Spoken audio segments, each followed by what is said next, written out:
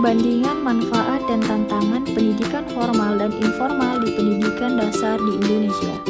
Manfaat pendidikan formal yang pertama adalah struktur dan kurikulum terorganisir, materi terstruktur, jenjang jelas, evaluasi sistematis.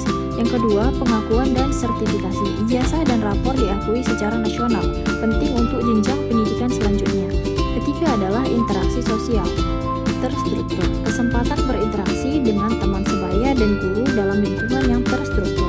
Yang keempat adalah akses dan sumber daya, biasanya dilengkapi dengan buku, fasilitas belajar, dan guru yang terlatih secara formal.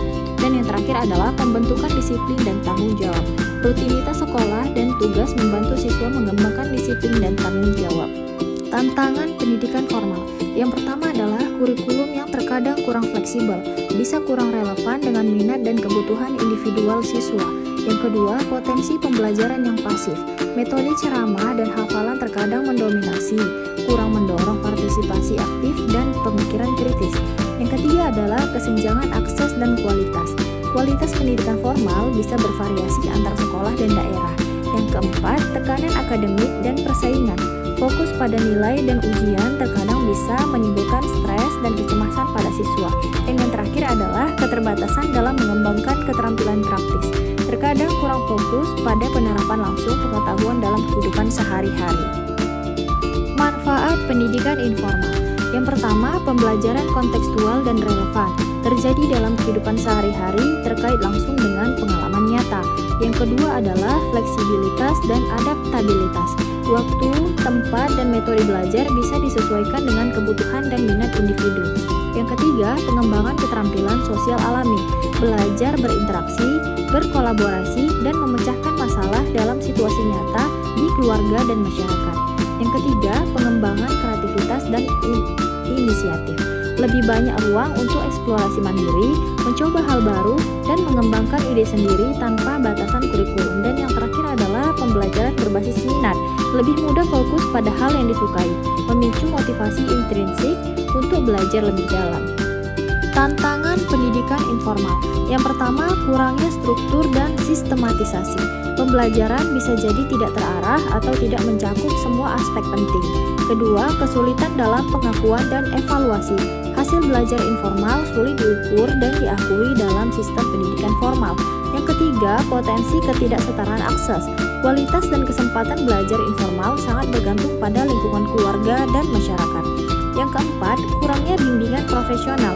Siswa mungkin tidak mendapatkan bimbingan yang terarah dari ahli atau pendidik. Dan yang terakhir adalah potensi informasi yang tidak akurat.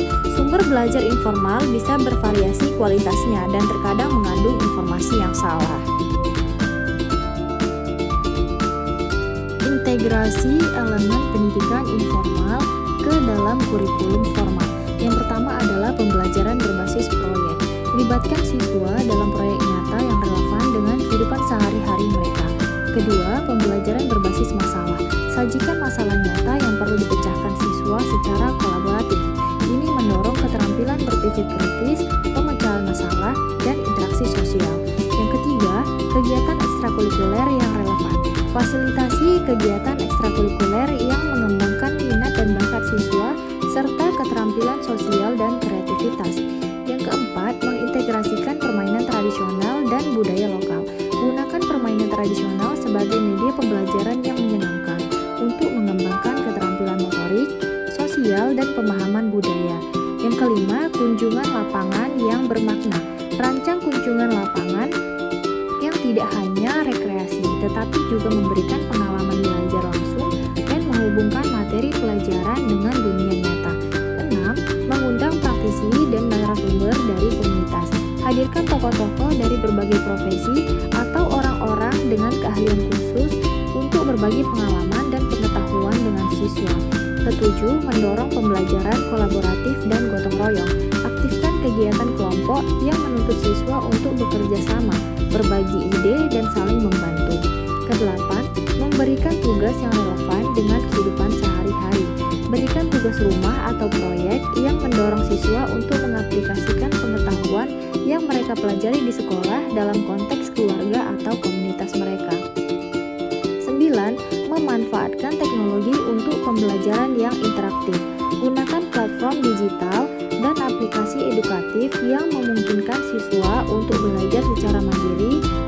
berkolaborasi dan mengeksplorasi topik yang mereka minati. Dan yang terakhir adalah menciptakan suasana kelas yang inklusif dan mendukung. Dorong siswa untuk berani bertanya, berpendapat, dan berbagi pengalaman mereka. Peran guru dalam mengatasi kesenjangan akses pendidikan formal. Yang pertama, mengidentifikasi dan menjangkau siswa yang rentan. Bisa dengan membangun jaringan dengan masyarakat, melakukan pendataan dan pemetaan, dan bekerja sama dengan sekolah dan dinas pendidikan. Yang kedua, menjadi advokat dan mediator. Bisa dengan menjelaskan pentingnya pendidikan kepada orang tua, memfasilitasi pendaftaran dan persyaratan, dan yang terakhir adalah menghubungkan dengan program bantuan pendidikan. Kemudian yang ketiga, menyelenggarakan kegiatan belajar alternatif.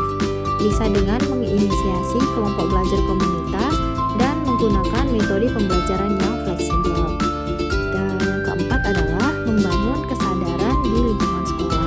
Bisa dengan mengedukasi siswa